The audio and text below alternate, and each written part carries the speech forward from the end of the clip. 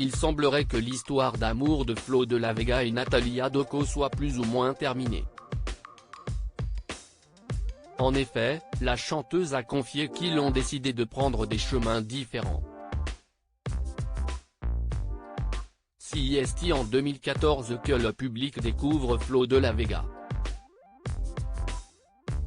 Lors de la saison 3 de The Voice sur TF1, avec son binôme, Jérémy Frérot, ils séduisent les coachs et surtout Mika qui est parvenue à les emmener jusqu'au live. Suite à cette participation, ils sortent 2 albums avant de prendre des chemins différents. Jérémy Frérot continue de faire de la musique. Il est en couple avec Laure Manodou, avec qui il a eu 2 enfants. Quant à Flo de la Vega, il s'est éloigné des plateaux de télévision pour vivre en pleine nature en accord avec ses convictions. Côté cœur, tout semblait bien se passer avec son épouse Natalia Doco, une chanteuse argentine avec qui il partage, ou plutôt partageait, sa vie depuis 2011. Flo de la Vega presque séparé à l'occasion de la sortie de son album, Natalia Doco s'est confiée à nos confrères de Gala sur la relation compliquée qu'elle entretient avec le chanteur. Flo et moi restons une famille très unie, mais nous avons décidé, pour le bonheur de chacun, que l'on devait pouvoir vivre la vie que l'on souhaitait, a-t-elle expliqué.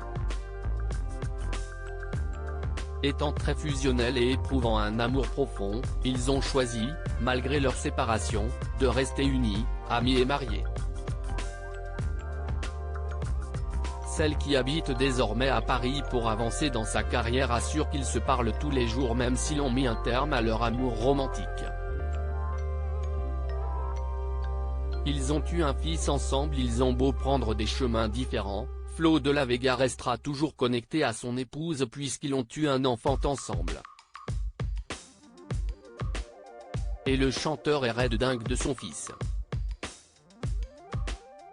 En juillet dernier, il dévoilait un rare cliché du jeune garçon pour parler du plus grand défi qu'il a rencontré depuis sa naissance.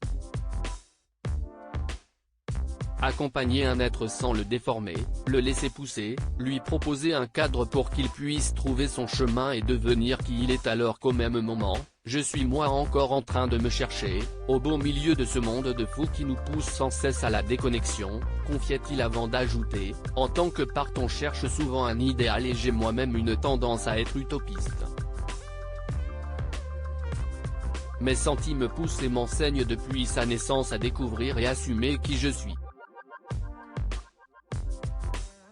Comme si c'était ça mon rôle, lui montrer qui je suis réellement, ne plus me cacher, prendre ma place dans ce monde et ainsi l'inviter à faire de même. Sans rien lui dire, juste incarner et être. Mon fils c'est mon maître spirituel. À lire aussi devenir père est le plus grand défi que j'ai rencontré. Flo de la Vega se confie sur la paternité et dévoile une rare photo de son fils.